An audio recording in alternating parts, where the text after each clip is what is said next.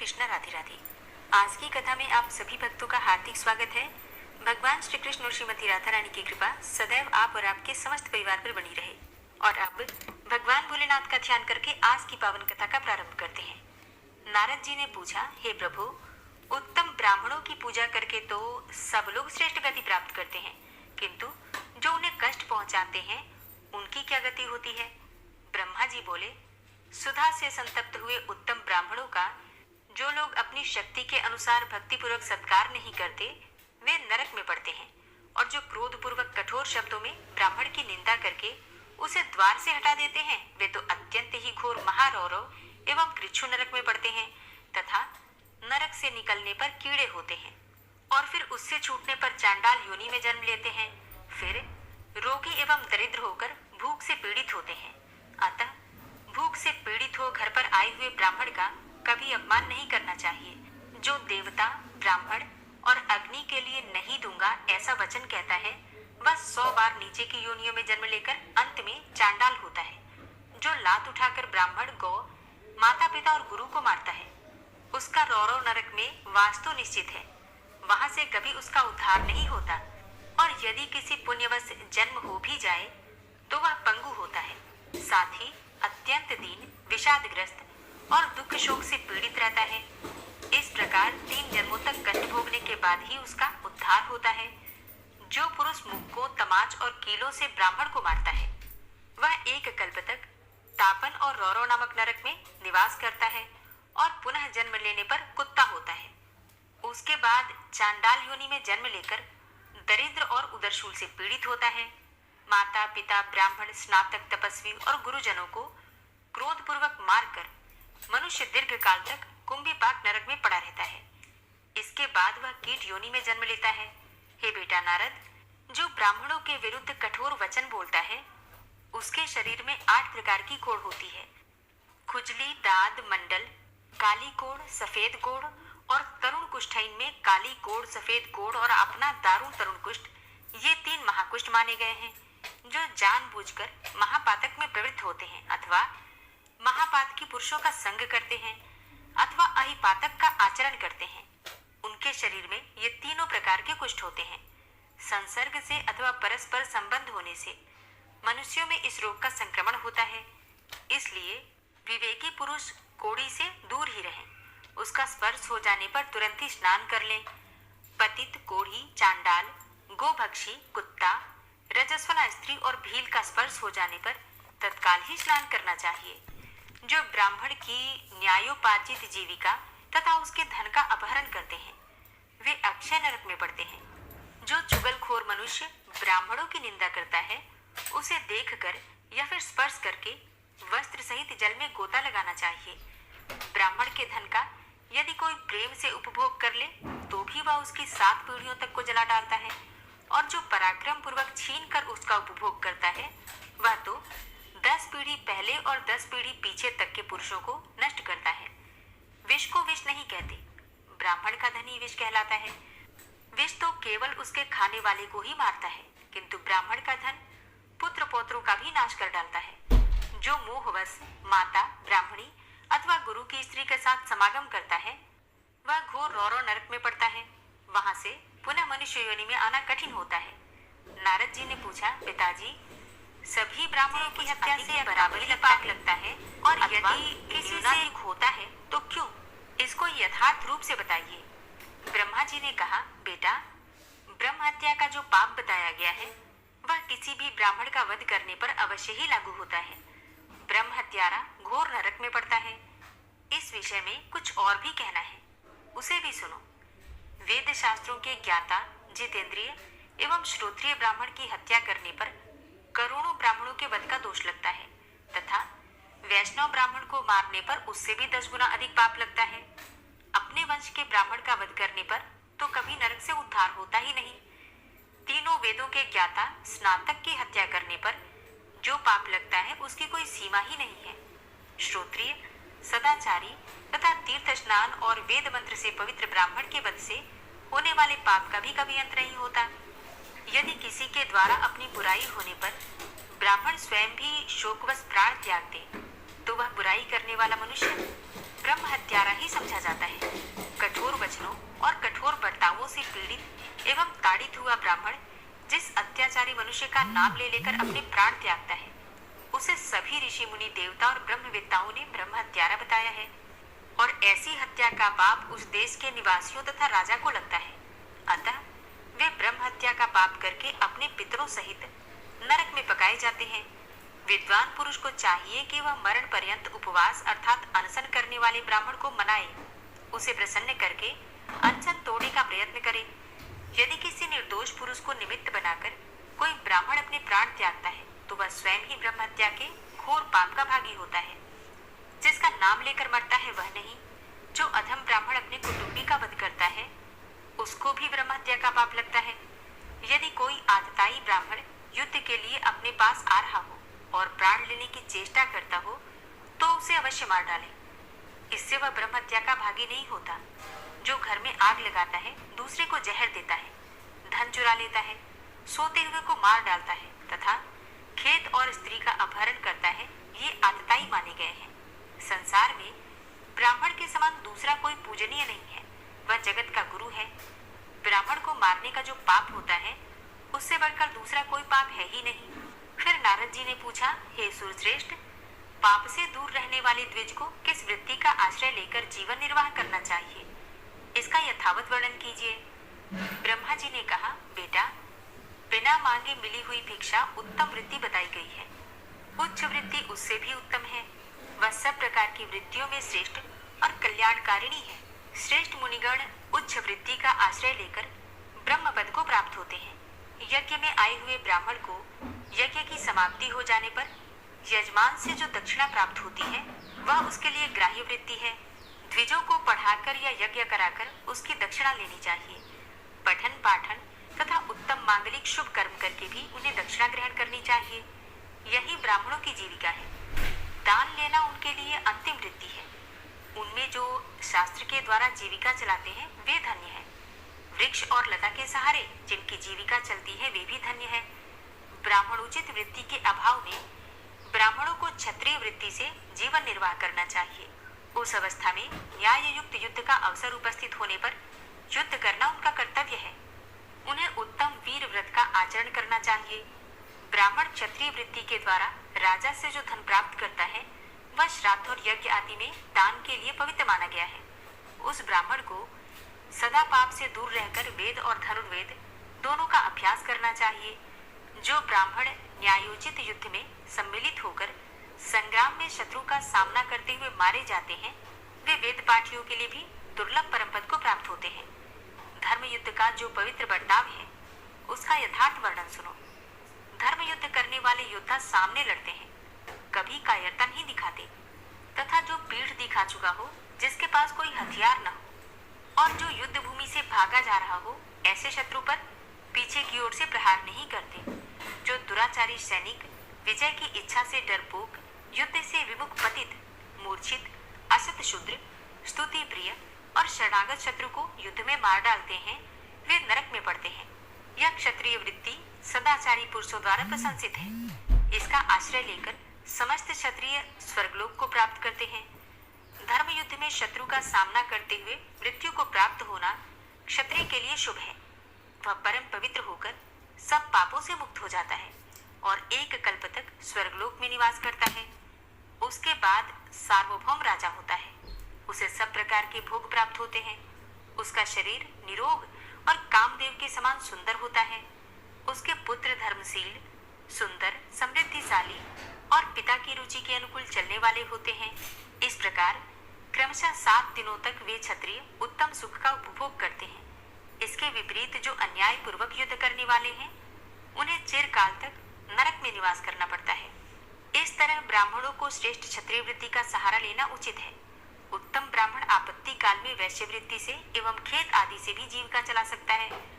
उसे चाहिए कि वह दूसरों के द्वारा खेती और व्यापार का काम कराए, स्वयं ब्राह्मणोचित कर्म का त्याग न करे। वैश्य वृत्ति का आश्रय लेकर यदि ब्राह्मण झूठ बात या किसी वस्तु की बहुत बढ़ा चढ़ाकर प्रशंसा करे, तो लोगों को ठगने के कारण वह दुर्गति को प्राप्त होता है। भीगे हुए द्रव्य के व्यापार से बचा रहकर ब्राह्मण कल्याण का भागी होता है। तौल में कभी असत्यपूर्ण बर्ताव नहीं करना चाहिए, क्योंकि तुला धर्म पर ही प्रतिष्ठित होती है।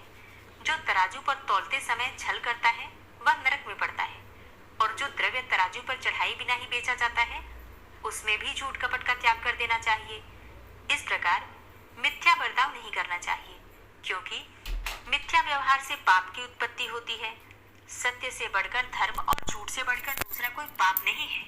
अतः सब कार्यों में सत्य को ही श्रेष्ठ माना गया है।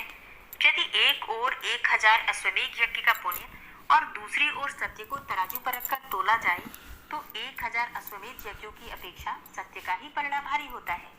जो समस्त कार्यों में सत्य बोलता और मिथ्या का परित्याग करता है वह सब दुखों से पार हो जाता है और अक्षय स्वर्ग का उपभोग करता है।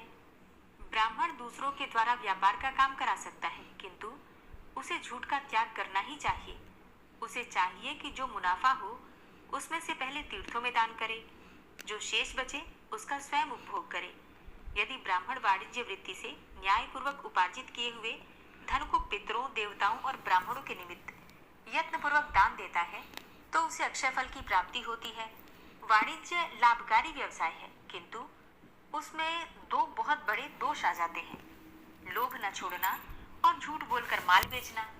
विद्वान पुरुष इन दोनों दोषों का परित्याग करके धनोपार्जन करें तो व्यापार में कमाए हुए धन का दान करने से वह अक्षय फल का भागी होता है। हे नारद, पुण्य कर्म में लगे हुए ब्राह्मण को इस प्रकार खेती करनी चाहिए। वह आधे दिन यानी दोपहर तक 4 बैलों को हल में जोते। 4 बैलों के अभाव में 3 बैलों को भी जोता जा सकता है। बैलों से इतना काम ना लें कि उन्हें दिन भर विश्राम करने का मौका ही ना मिले। प्रतिदिन बैलों को चोर और व्याघ्र आदि से रहित स्थान में, जहाँ की घास काटी न गई हो, ले जाकर चराएं। उन्हें यथेष्ट घास खाने को दें और स्वयं उपस्थित रहकर उनके खाने पीने की व्यवस्था करें। उनके रहने के लिए गौशाला बनवाएं। जहाँ किसी प्रकार उपद्रव न हो वहां से गोबर, मूत्र और बिखरी हुई घास आदि हटाकर गौशाला को सदा साफ रखें। गौशाला संपूर्ण देवताओं का निवास स्थान है, अतः वहां कूड़ा नहीं फेंकना चाहिए।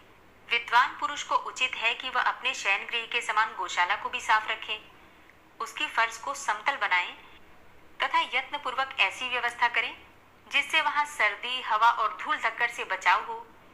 गौ को अपने प्राणों के समान ही समझें, उसके शरीर को अपने ही शरीर के तुल्य माने। अपनी देह में जैसे सुख दुख होते हैं वैसे ही गौ के शरीर में भी होते हैं। ऐसा समझकर गौ के कष्ट को दूर करने और उसे सुख पहुंचाने की चेष्टा करें। जो इस विधि से खेती का काम कराता है वह बैल को जोतने के दोष से मुक्त हो जाता है और धनवान होता है। जो दुर्बल, रोगी, अत्यंत छोटी अवस्था के और अधिक बूढ़े बैल से काम लेकर उसे कष्ट पहुंचाता है उसे गो हत्या का पाप लगता है। जो एक ओर दुर्बल और दूसरी ओर बलवान बैल को जोड़कर उनसे भूमि को जुतवाता है उसे भी गो हत्या के समान पाप का भागी होना पड़ता है। इसमें तनिक भी संदेह नहीं है। जो बिना चारा खिलाए ही बैल को हल जोतने के काम में लगाता है तथा घास खाते और पानी पीते हुए बैल को मुंहवश हाँक देता है वह भी गौ हत्या के पाप का भागी होता है। अमावस्या, संक्रांति तथा पूर्णिमा को हल जोतने से 10,000 गौ हत्याओं का पाप लगता है। जो उपर्युक्त तिथियों को गौओं के शरीर में सफेद और रंग बिरंगी रचना करके काजल, पुष्प और तेल के द्वारा उनकी पूजा करता है वह अक्षय स्वर्ग का सुख भोगता है। जो प्रतिदिन दूसरे की गाय को मुट्ठी भर घास देता है उसके समस्त पापों का नाश हो जाता है तथा वह अक्षय स्वर्ग का उपभोग करता है। जैसा ब्राह्मण का महत्व है वैसा ही गौ का भी महत्व है। दोनों की पूजा का फल समान ही है। विचार करने पर मनुष्यों में ब्राह्मण प्रधान है और पशुओं में गौ। नारद जी ने पूछा, हे नाथ, आपने बताया है कि ब्राह्मण की उत्पत्ति भगवान के मुख से हुई है, फिर गौओं की उससे तुलना कैसे हो सकती है? हे विधाता, इस विषय को लेकर मुझे बड़ा आश्चर्य हो रहा है। ब्रह्मा जी ने कहा, बेटा, पहले भगवान के मुख से महान तेजोमय पुंज प्रकट हुआ। उस तेज से सर्वप्रथम वेद की उत्पत्ति हुई। तत्पश्चात क्रमशः अग्नि, गौ और ब्राह्मण ये पृथक पृथक उत्पन्न हुए। मैंने संपूर्ण लोकों और भुवनों की रक्षा के लिए पूर्व काल में एक वेद से 4 वेदों का विस्तार किया। अग्नि और ब्राह्मण देवताओं के लिए हविष्य ग्रहण करते हैं और हविष्य अर्थात घी गौओं से उत्पन्न होता है। इसलिए ये चारों ही इस जगत के जन्मदाता हैं। यदि ये चारों महत्तर पदार्थ विश्व में नहीं होते तो यह सारा चराचर जगत नष्ट हो जाता। यही सदा जगत को धारण किए रहते हैं, जिससे स्वभावतः इसकी स्थिति बनी रहती है। ब्राह्मण, देवता तथा असुरों को भी गौ की पूजा करनी चाहिए, क्योंकि गौ सब कार्यों में उदार तथा वास्तव में समस्त गुणों की खान है। वह साक्षात संपूर्ण देवताओं का स्वरूप है। सब प्राणियों पर उसकी दया बनी रहती है। प्राचीन काल में सबके पोषण के लिए मैंने गौ की सृष्टि की थी। गौओं की प्रत्येक वस्तु पावन है, समस्त संसार को पावन कर देती है गौ। और गौ का मूत्र, गोबर, दूध, दही और घी, इन पंचगव्यों का पान कर लेने पर शरीर के भीतर पाप नहीं ठहरता। इसलिए धार्मिक पुरुष प्रतिदिन गौ के दूध, दही और घी खाया करते हैं। गव्य पदार्थ संपूर्ण द्रव्यों में श्रेष्ठ है, शुभ है और प्रिय भी है। जिसको गाय का दूध, दही और घी खाने का सौभाग्य नहीं प्राप्त होता, उसका शरीर मल के समान है। अन्न आदि 5 रात्रि तक, दूध 7 रात्रि तक, दही 20 रात्रि तक और घी 1 मास तक शरीर में अपना प्रभाव रखता है। जो लगातार 1 मास तक बिना गव्य का भोजन करता है, उस मनुष्य के भोजन में प्रेतों को भाग मिलता है। इसलिए प्रत्येक युग में सब कार्यों के लिए एकमात्र गौ ही प्रशस्त मानी गई है। गौ सदा धर्म, अर्थ, काम और मोक्ष, ये चारों पुरुषार्थ प्रदान करने वाली है। जो गौ की एक बार प्रदक्षिणा करके उसे प्रणाम करता है, वह सब पापों से मुक्त होकर अक्षय स्वर्ग का उपभोग करता है। जैसे देवताओं के आचार्य बृहस्पति जी वंदनीय हैं, जिस प्रकार भगवान लक्ष्मीपति सबके पूज्य हैं, उसी प्रकार गौ भी वंदनीय और पूजनीय है। जो मनुष्य प्रातः काल उठकर गौ और उसके घी का स्पर्श करता है, वह सब पापों से मुक्त हो जाता है। गौएं दूध और घी प्रदान करने वाली है। वे घृत की उत्पत्ति का स्थान और घी की उत्पत्ति में कारण है। वे घी की नदियां हैं। ऐसी गौएं सदा मेरे घर पर मौजूद रहें। घी मेरे संपूर्ण शरीर और मन में स्थित रहे। गौएं सदा मेरे आगे रहें, वे ही मेरे पीछे रहें। मेरे सब अंगों को गौओं का स्पर्श प्राप्त हो, मैं गौओं के बीच में निवास करूं। इस मंत्र को प्रतिदिन संध्या और सवेरे के समय शुद्ध भाव से आचमन करके जपना चाहिए। ऐसा करने से उसके सब पाप का क्षय हो जाता है तथा वह स्वर्ग लोक में पूजित होता है। जैसे गौ आदरणीय है, वैसे ब्राह्मण, जैसे ब्राह्मण है वैसे भगवान श्री विष्णु, तो जैसे भगवान श्री विष्णु है वैसी ही श्री गंगा जी भी हैं। ये सभी धर्म के साक्षात स्वरूप माने गए हैं। गौएं मनुष्यों की बंधु हैं और मनुष्य गौओं के बंधु हैं। इसलिए जिस घर में गौ नहीं है, वह बंधु रहित गृह है। छहों अंगों, पदों और क्रम सहित संपूर्ण वेद गौओं के मुख में ही निवास करते हैं। उनके सींगों में भगवान श्री शंकर और श्री विष्णु सदा विराजमान रहते हैं। गौओं के उदर में कार्तिकेय, मस्तक में ब्रह्मा, ललाट में महादेव जी, सींगों के अग्रभाग में इंद्र, दोनों कानों में अश्विनी कुमार, नेत्रों में चंद्रमा और सूर्य, दांतों में गरुड़, जिह्वा में सरस्वती देवी, अपान अर्थात गुदा में संपूर्ण तीर्थ, मूत्र स्थान में गंगा जी, रोमकूपों में ऋषि, मुख और पृष्ठभाग में यमराज, दक्षिण पार्श्व में वरुण और कुबेर, वाम पार्श्व में तेजस्वी और महाबली यक्ष, मुख के भीतर गंधर्व, नासिका के अग्रभाग में सर्प, खुरों के पिछले भाग में अप्सराएं, गोबर में लक्ष्मी, गोमूत्र में पार्वती, चरणों के अग्रभाग में आकाशचारी देवता, रंभाने की आवाज में प्रजापति और थनों में भरे हुए चारों समुद्र निवास करते हैं। जो प्रतिदिन स्नान करके गौ का स्पर्श करता है, वह मनुष्य सब प्रकार के स्थूल पापों से भी मुक्त हो जाता है।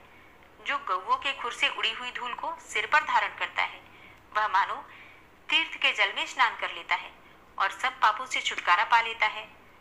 नारद जी ने पूछा, हे गुरुश्रेष्ठ, हे परमेष्ठिन, विभिन्न रंगों की गौओं में किसके दान से क्या फल प्राप्त होता है, इसका तत्व बतलाइए।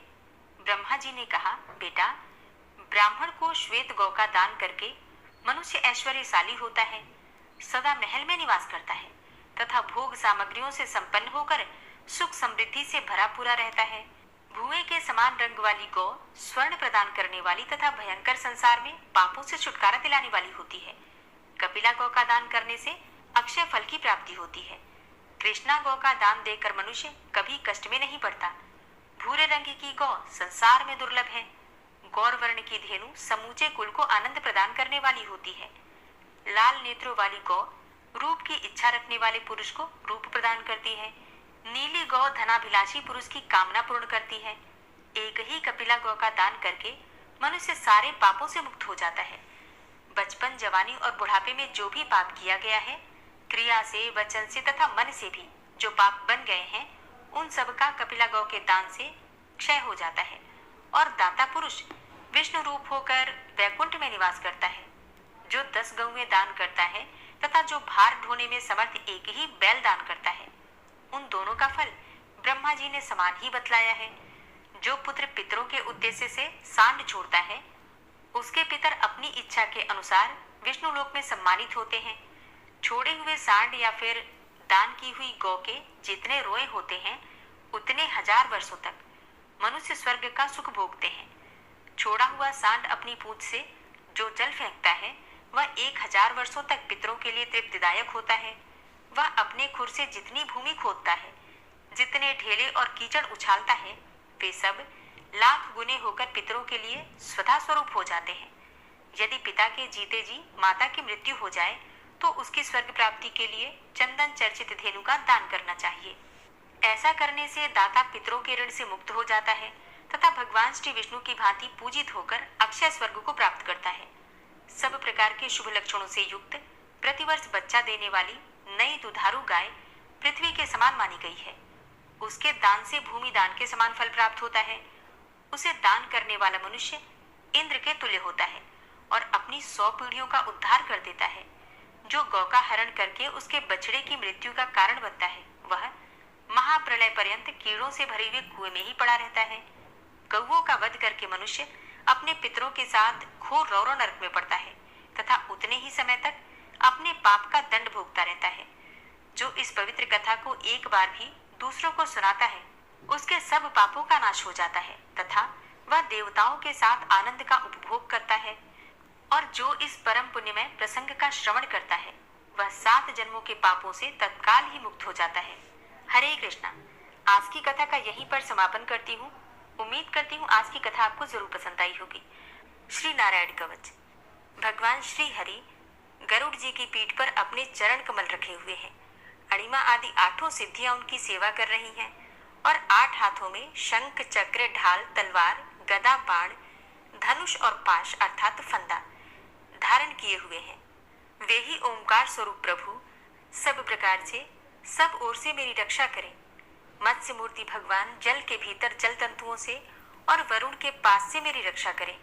माया से ब्रह्मचारी रूप धारण करने वाले वामन भगवान स्थल पर और विश्व रूप श्री त्रिविक्रम भगवान आकाश में मेरी रक्षा करें। जिनके घोर अट्टहास करने पर सब दिशाएं गूंज उठी थी और दैत्य पत्नियों के गर्भ गिर गए थे, वे दैत्य युद्धपतियों के शत्रु भगवान नृसिंह किले, जंगल, रणभूमि आदि विकट स्थानों में मेरी रक्षा करें।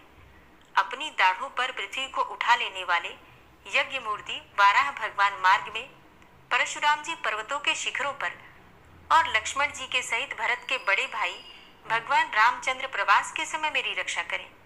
भगवान नारायण मारण, मोहन आदि भयंकर अभिचारों और सब प्रकार के प्रमादों से मेरी रक्षा करें। ऋषि श्रेष्ठ नर गर्व से, योगेश्वर भगवान दत्तात्रेय योग के विघ्नों से और त्रिगुणाधिपति भगवान कपिल कर्म बंधन से मेरी रक्षा करें। परम ऋषि सनत कुमार कामदेव से, हयग्रीव भगवान मार्ग में चलते समय देव मूर्तियों को नमस्कार आदि न करने के अपराध से और देवर्षि नारद सेवा अपराधों से और भगवान कच्छप सब प्रकार के नरकों से मेरी रक्षा करें। भगवान धन्वंतरी कुपथ्य से, जितेंद्र भगवान ऋषभ देव सुख दुख आदि भयदायक द्वंद्वों से, यज्ञ भगवान लोकापवाद से और बलराम जी मनुष्यकृत कष्टों से और श्री शेष जी क्रोधवश नामक सर्पों के गणों से मेरी रक्षा करें। भगवान श्री कृष्ण द्वैपायन व्यास जी अज्ञान से तथा बुद्धदेव पाखंडियों से और प्रमाद से मेरी रक्षा करें। धर्म रक्षा करने वाले महान अवतार धारण करने वाले भगवान कल्कि पाप बहुल कली काल के दोषों से मेरी रक्षा करें।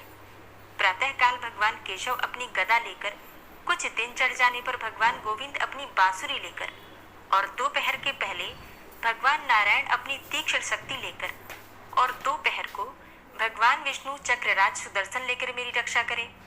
तीसरे पहर में भगवान मधुसूदन अपना प्रचंड धनुष लेकर मेरी रक्षा करें और सायंकाल में ब्रह्मा आदि त्रिमूर्तिधारी माधव, सूर्यास्त के बाद ऋषिकेश, अर्धरात्रि के पूर्व तथा अर्धरात्रि के समय अकेले भगवान पद्मनाभ मेरी रक्षा करें। रात्रि के पिछले प्रहर में श्रीवत्स लांछन श्री हरि, उषा काल में खड्गधारी भगवान जनार्दन और सूर्योदय से पूर्व श्री दामोदर और संपूर्ण संध्याओं में काल मूर्ति भगवान विश्वेश्वर मेरी रक्षा करें। हे सुदर्शन, आपका आकार चक्र रथ के पहिए की तरह है। आपके किनारे का भाग प्रलयकालीन अग्नि के समान अत्यंत तीव्र है। आप भगवान की प्रेरणा से सबोर घूमते रहते हैं। जैसे आग वायु की सहायता से सूखे घास फूस जला डालती है, वैसे ही आप हमारी शत्रु सेना को शीघ्र से जला दीजिए। हे कौमुद की गदा, आपसे छूटने वाली चिंगारियों का स्पर्श वज्र के समान असह्य है। आप भगवान अजित की प्रिया हैं और मैं उनका सेवक हूँ। इसलिए आप कुष्मांड, विनायक, यक्ष, राक्षस, भूत और प्रेत आदि ग्रहों को अभी कुचल डालिए तथा मेरे शत्रुओं को चूर चूर कर दीजिए। हे शंख श्रेष्ठ, आप भगवान श्री कृष्ण के फूंकने से भयंकर शब्द करके मेरे शत्रुओं का दिल दहला दीजिए एवं यातुधान, प्रमथ, प्रेत, मातृका, पिशाच तथा ब्रह्म राक्षस आदि भयावने प्राणियों को यहाँ से तुरंत भगा दीजिए। भगवान की श्रेष्ठ तलवार, आपकी धार बहुत तीक्ष्ण है। आप भगवान की प्रेरणा से मेरे शत्रुओं को छिन्न भिन्न कर दीजिए। भगवान की प्यारी ढाल, आप में सैकड़ों चंद्राकार मंडल हैं। आप पाप दृष्टि, पापात्मा शत्रुओं की आंखें बंद कर दीजिए और उन्हें सदा के लिए अंधा बना दीजिए। सूर्य आदि ग्रह, धूमकेतु, पुच्छल तारे आदि केतु, दुष्ट मनुष्य, सर्प आदि रेंगने वाले जंतु, दाढ़ों वाले हिंसक पशु, भूत प्रेत आदि तथा पापी प्राणियों से हमें जो भय हो और जो हमारे मंगल के विरोधी हो, वे सभी भगवान के नाम, रूप तथा आयुधों का कीर्तन करने से तत्काल नष्ट हो जाए। बृहद, रथंतर आदि सामवेदीय स्तोत्रों से जिनकी स्तुति की जाती है, वे वेद मूर्ति भगवान गरुड़ और विश्वक्सेन जी अपने नामोच्चारण के प्रभाव से हमें सब प्रकार की विपत्तियों से बचाएं। श्री हरि के नाम, रूप, वाहन, आयुध तथा श्रेष्ठ पार्षद हमारी बुद्धि, इंद्रिय, मन और प्राणों को सब प्रकार की आपत्तियों से बचाएं। जितना भी कार्य अथवा कारण रूप जगत है, वह वास्तव में भगवान ही है। इस सत्य के प्रभाव से हमारे सारे उपद्रव नष्ट हो जाएं। जो लोग ब्रह्म और आत्मा की एकता का अनुभव कर चुके हैं, उनकी दृष्टि में भगवान का स्वरूप समस्त विकल्पों से रहित है, भेदों से रहित है। फिर भी वे अपनी माया शक्ति के द्वारा भूषण, आयुध और रूप नामक शक्तियों को धारण करते हैं। यह बात निश्चित रूप से सत्य है। इस कारण सर्वज्ञ, सर्वव्यापक भगवान श्री हरि सदा सर्वत्र सब स्वरूपों से हमारी रक्षा करें। जो अपने भयंकर अट्टहास से सब लोगों के भय को भगा देते हैं और अपने तेज से सबका तेज ग्रस लेते हैं, वे भगवान नृसिंह दिशा विदिशा में, नीचे ऊपर बाहर भीतर सब ओर से हमारी रक्षा करें। हे देवराज इंद्र, मैंने तुम्हें यह नारायण कवच सुना दिया है। इस कवच से तुम अपने को सुरक्षित कर लो। बस फिर तुम अनायास ही सब दैत्य युद्धपतियों को जीत कर लोगे। इस नारायण कवच को धारण करने वाला पुरुष जिसको भी अपने नेत्रों से देख लेता है अथवा पैर से छू देता है, तत्काल समस्त भयों से वो मुक्त हो जाता है। जो इस वैष्णवी विद्या को धारण कर लेता है, उसे राजा, डाकू, प्रेत, पिशाच आदि और बाघ आदि हिंसक जीवों से कभी किसी प्रकार का भय नहीं होता। हे देवराज, प्राचीन काल की बात है, एक कौशिक गोत्री ब्राह्मण ने इस विद्या को धारण करके योग धारणा से अपना शरीर मरुभूमि में त्याग दिया। अब जहाँ उस ब्राह्मण का शरीर पड़ा था, उसके ऊपर से एक दिन गंधर्वराज चित्ररथ अपनी स्त्रियों के साथ विमान पर बैठकर निकले। वहां आते ही वे नीचे की ओर सिर किए विमान सहित आकाश से पृथ्वी पर गिर पड़े। इस घटना से उनके आश्चर्य की सीमा न रही जब उन्हें बालखिल्य मुनियों ने बतलाया कि यह नारायण कवच धारण करने का प्रभाव है। तब उन्होंने उस ब्राह्मण देव की हड्डियों को ले जाकर पूर्ववाहिनी सरस्वती नदी में प्रवाहित कर दिया और फिर स्नान करके वे अपने लोक को चले गए। श्री सुखदेव जी कहते हैं, हे परीक्षित, जो पुरुष इस नारायण कवच को समय पर सुनता है और जो आदर पूर्वक इसे धारण करता है, उसके सामने सभी प्राणी आदर से झुक जाते हैं और वह सब प्रकार के भयों से मुक्त हो जाता है। हे परीक्षित, शतक्रतु इंद्र ने आचार्य विश्वरूप जी से यह वैष्णवी विद्या प्राप्त करके रणभूमि में असुरों को जीत लिया और वे त्रैलोक्य लक्ष्मी का उपभोग करने लगे। श्री नारायण कवच संपूर्ण हुआ। श्री राधा कृपा कटाक्ष स्तोत्र। मुनीन्द्रवृन्दवन्दिते त्रिलोकशोकहारिणि प्रसन्नवक्त्रपङ्कजे निकुञ्जभूविलासिनी व्रजेन्द्रभानुनन्दिनी व्रजेन्द्रसूनुसङ्गते कदा करिष्यसि मां कृपाकटाक्षभाजनम् अशोकवृक्षवल्लरी वितानमण्डपस्थिते प्रवालबालपल्लव प्रभारुणान्ध्रिकोमले वराभयस्फुरत्करे प्रभूतसम्पदालये कदा करिष्यसि मां कृपाकटाक्षभाजनम् अनङ्गरङ्गमङ्गलं प्रसङ्गभङ्गुरं भ्रुवां सविभ्रमं ससम्भ्रमं दृगन्तबाणपातने निरन्तरं वशीकृत प्रतीतनन्दनन्दने कदा करिष्यसि मां कृपाकटाक्षभाजनम् तडित्सुवर्णचम्पक प्रदीप्तगौरविग्रहे मुखप्रभापरास्तकोटिसारदेन्दुमण्डले विचित्रचित्रसञ्चरच्चकोरशावलोचने कदा करिष्यसि मां कृपाकटाक्षभाजनम् मदोन्मदादियौवने प्रमोदमानमण्डिते प्रियानुरागरञ्जिते कलाविलासपण्डिते अनन्यधन्यकुञ्जराज्यकामकेलिकोविदे कदा करिष्यसि मां कृपाकटाक्षभाजनम् अशेषहावभावधीरहीरहारभूषिते प्रभूतशातकुम्भकुम्भकुम्भिकुम्भसुस्तनि प्रशस्तमन्दहास्यचूर्णपूर्णसौख्यसागरे कदा करिष्यसि मां कृपाकटाक्षभाजनम् मृणालवालवल्लरी तरङ्गरङ्गदौर्लते लताग्रलास्यलोलनीललोचनावलोकने ललल्लुलन्मिलन्मनोज्ञमुग्धमोहिनाश्रिते कदा करिष्यसि मां कृपाकटाक्षभाजनम् सुवर्णमल्लिकाञ्चितत्रिरेखकम्बुकण्ठगे त्रिसूत्रमङ्गलीगुणत्रिरत्नदीप्तिदीधिते सलोलनीलकुन्तलप्रसूनगुच्छगुम्फिते कदा करिष्यसि मां कृपाकटाक्षभाजनम् नितम्बबिम्बलम्बमानपुष्पमेखलागुणे प्रशस्तरत्नकिङ्किणीकलापमध्यमञ्जुले